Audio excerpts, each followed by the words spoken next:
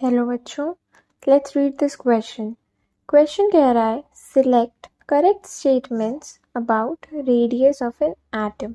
Option हमें given है। पहला, values of van der Waals radii is larger than those of covalent radii because the van der Waals forces are much weaker than the forces operating between atoms in a covalently bonded molecule.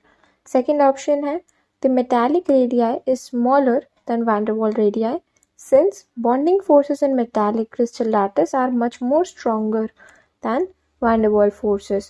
Option C है both A and B and option D हमें given है none of these. तो इस question में अगर हम देखें कि हमारा क्या की कंसेप्ट लग रहा है तो वो होगा types of radii.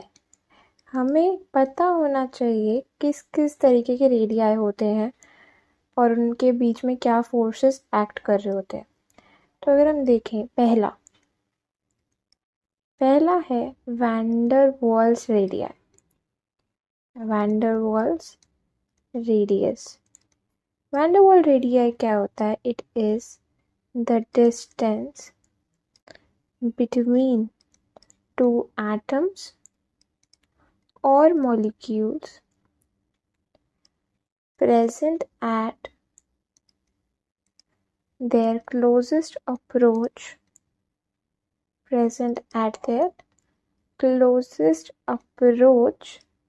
and not bonded, यानी दो एटम्स या दो मॉलिक्यूल्स के बीच का डिस्टेंस जब वो अपने क्लोजेस्ट अप्रोच पे है, क्लोजेस्ट डिस्टेंस पे है और बॉन्डेड नहीं है। ठीक है, यानी अगर हम इसका बना के देखें डायग्राम तो दो एटम्स हैं, फॉर एग्जाम्पल ये उनके न्यूक्लियस है। अब इन दोनों के बीच में कोई बॉन्ड फॉर्मेशन नहीं हो रखा है लेकिन ये अपने क्लोजेस्ट डिस्टेंस पे है।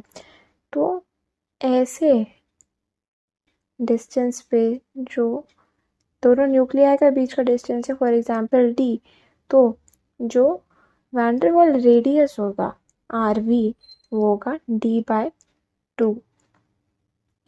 अब अगर हम देखें इस डायग्राम में ये आएगा हमारा D/2, दैट इज RV। ठीक है, सेकंड देखते हैं। सेकंड है कोवेलेंट रेडियस। कोवेलेंट रेडियस नाम से पता चल रहा है कि कोवेलेंट बॉन्ड फॉर्म हो रखा है दो एटम्स के बीच में। तो ये फर्स्ट एटम, ये सेकंड एटम और ये उन दोनों के न्यूक्लियस, इन दोनों के बीच में जो है एक कोवेलेंट बॉन्ड फॉर्म हो रखा है। तो इस पॉइंट पे अगर हम देखें इन दोनों के बीच का डिस्टेंस D है, तो जो कोवेलेंट रेडियस RC होगा वो है D/2। अगर इस पिक्चर में देखें तो D/2 कहीं इधर लाई करेगा, यानी दिस इज RC। थर्ड देखते हैं मेटालिक रेडियस। मेटालिक रेडियस क्या होता है? It is the distance between two metal atoms in their crystal lattice। हमें पता है कि मेटल जो है वो क्रिस्टल में एग्जिस्ट करते हैं। तो क्रिस्टल स्ट्रक्चर और या फिर क्रिस्टल लैटिस में दो मेटल एटम्स के बीच के डिस्टेंस को बोला जाता है मेटालिक रेडियस। अब अगर हम देखें